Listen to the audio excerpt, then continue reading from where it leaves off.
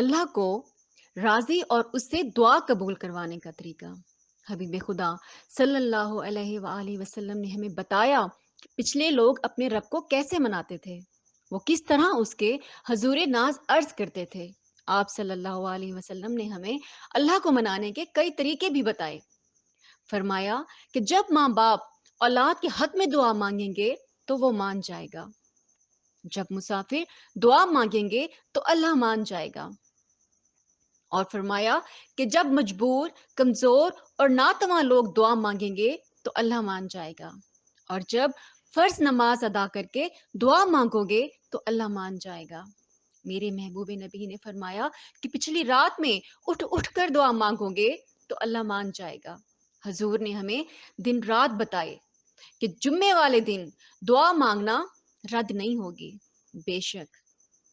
اور شب قدر میں مانگنا، شب برات میں مانگنا، رمضان کی راتوں میں مانگنا، وہ مان جائے گا۔ قرآن پاک کے ختم پہ دعا مانگنا، وہ مان جائے گا۔ بہت طریقے بتائے ہیں، بس ہم نے مانگنا ہے اس سے، حاضر ہونا ہے اس کے در پر، صرف مانگنا ہے اس سے، اللہ کے ہاں عرض کرنا ہے۔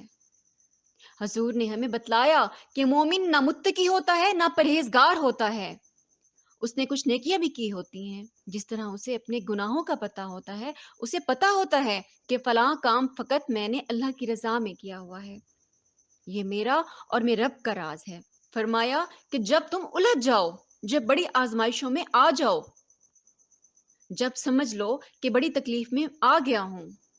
ایک طریقہ اور ہمارے نبی نے بتلایا کہ بعض اوقات اپنے اللہ کو منانے کے لیے، اپنے اللہ سے باتیں کرنے کے لیے، اپنے اللہ کی نظر کرم پانے کے لیے اپنی نیکیوں کا ذکر کرو، بس بندے کو یقین ہو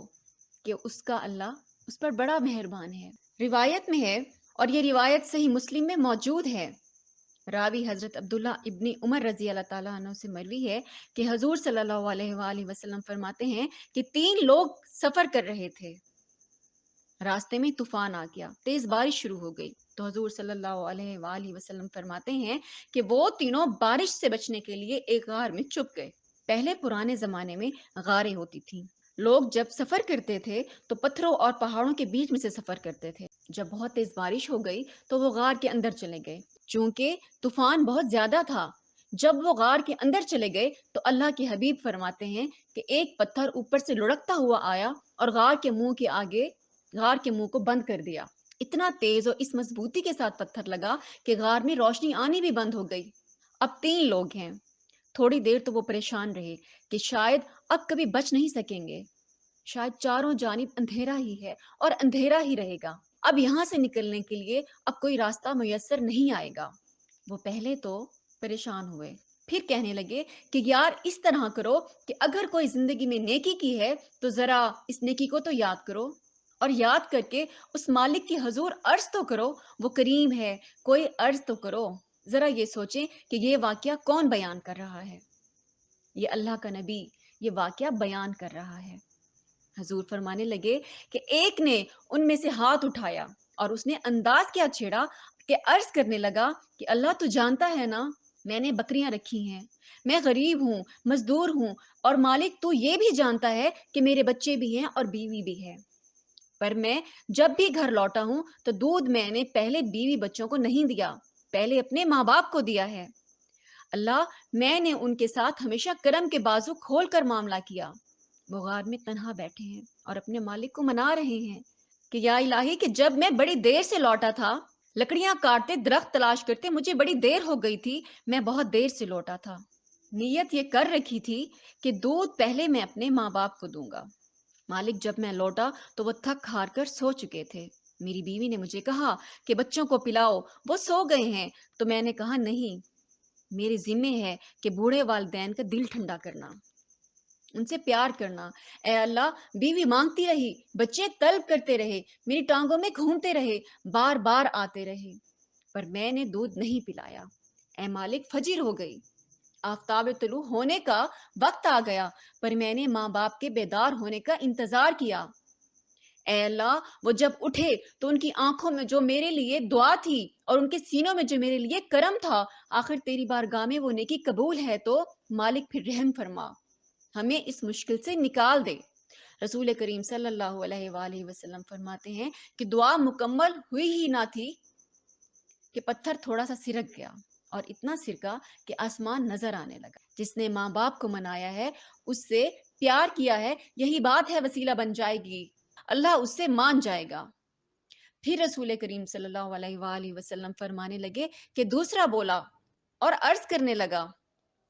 کہ اے اللہ، تو جانتا ہے کہ مجھے میرے چچا کی بیٹی بھانے لگی تھی، میں اس کی طرف رغبت کرنے لگا تھا، پر جب میں نے اس سے جا کے ارادہ کیا کہ میں تیرا طالب ہوں، کہ اس نے مجھے کہا کہ پہلے 100 دینار لاؤ،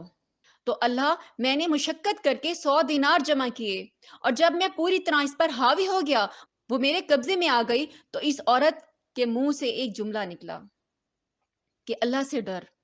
اے مالک وہ میرے قبضے میں تھی، اے اللہ میں گناہ پر قادر تھا، میں چاہتا تو گناہ کر لیتا، لیکن جب اس نے تیرا نام لیا تو میں ڈر گیا، میں اسے چھوڑ کر چلا آیا،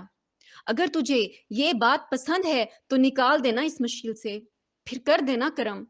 اللہ میں تیری خاطر گناہ سے باز رہا تو کر دینا اپنا کرم۔ حضور فرماتے ہیں کہ جیسے ہی اس کی دعا مکمل ہوئی تھی، پتھر تھوڑا اور سرک گیا۔ پھر تیسرا بولا کہ اے اللہ، ایک مزدور کو، ایک دہاڑی دار کو میں نے کام پہ رکھا ہوا تھا، یہ تیرا اور میرا راز ہے، اللہ وہ مزدور، وہ دہاڑی دار میرے کام پہ لگا تھا، کچھ چاول میں نے اس کی اجرت مقرر کر دی کہ تو کام مکمل کرے گا تو میں تجھے دوں گا، تو جب اجرت لینے کا وقت آیا تو وہ بگڑ کر ناراض ہو کر چلا گیا، میں اسے ڈھونڈتا رہا، وہ مجھے ملا ہی نہیں، میں نے چاولوں کی قیمت کاروبار میں لگا دی، اس کا تھوڑا سا سرمایہ تھا پر میں نے کھایا نہیں، پھر اس سے میں کاروبار کرتا رہا اور اتنا کاروبار کیا کہ وہ بہت ساری گائیں اور اس کے چرواہے تیار ہو گئے۔ سالوں کے بعد جب وہ لوٹا تو میں نے اس غریب کا مال کھایا نہیں بلکہ بڑھایا، محفوظ کر لیا۔ وہ سالوں کے بعد جب لوٹا اور کہنے لگا کہ میرا مال، تو میں نے کہا کہ وہ ساری گائیں تیری ہیں، وہ چرواہا تیرا ہے، یہ سارا کچھ تیرا ہے، تو کہنے لگا تو مجھ سے مذاق کرتا ہے، میں غریب کہاں اور یہ اتنی ساری گائیں کہاں، تو مذاق کرتا ہے مجھ سے۔ میں نے کہا کہ میں مذاق نہیں کر رہا، میں نے اپنے رب کے ڈر سے تیرے مال کی حفاظت کی ہے، یہ تیرا ہے۔ بندے نے کہا کہ اے اللہ، میں کھا بھی تو سکتا تھا، پر تجھ سے ڈر کر میں نے وہ سارا محفوظ رکھا، اللہ اگر تجھے میری یہ ادا پسند ہے تو پھر آج مان جانا، آج راضی ہو جا۔ اللہ کے رسول فرماتے ہیں کہ ابھی اس کی دعا مکمل ہی ہوئی تھی، پتھر لڑکا اور وہ تینوں باہر آ گئے، تو حضور نے ہمیں بتایا کہ وہ تمہاری نیکیاں جو چھپی ہوئی ہیں، وہ تمہاری نیکیاں جو تم نے خالص اللہ کی رضا کے لیے کی ہیں، ان نیکیوں اور اعمال کا وسیلہ بھی تمہارے رب کے ماننے کا ذریعہ بن جائے گا، اس کو منایا جائے، اس کی حضور حاضری دی جائے اور بخشش کا سوال کیا جائے، اس کی بارگاہ میں یہ گزارش کی جائے کہ یا اللہ، غریبوں، بے قصوں، مجبوروں اور کمزوروں اور ان لوگوں کے صدقے جو تیرا رستہ دیکھ رہے ہیں کہ رستہ کب کھلے گا، جو تیری بارگاہ کے سوالی ہیں، اور ان کے صدقے کرم فرما، یا الہی ہم سب کو معاف کر دے۔ تو اللہ پاک بہت غفور الرحیم ہے، وہ ہم سب کو معاف کر دے گا، وہ ہم سے راضی ہو جائے گا، بس ہمیں اللہ تعالیٰ کو منانے کی کوشش کرنی چاہیے۔ اللہ تعالیٰ فرماتا ہے کہ جو میرے سامنے کھڑا ہونے سے ڈرے گا، میں اسے 2 جنتیں عطا کروں گا۔ سبحان اللہ۔ تو ہمیں کوشش کرنی چاہیے کہ ہم اللہ کی رضا میں راضی رہیں اور اللہ سے دعا کریں کہ الہی ہمیں ایسے کام کرنے کی توفیق عطا فرما جس سے تو خوش ہو جائے۔ آمین۔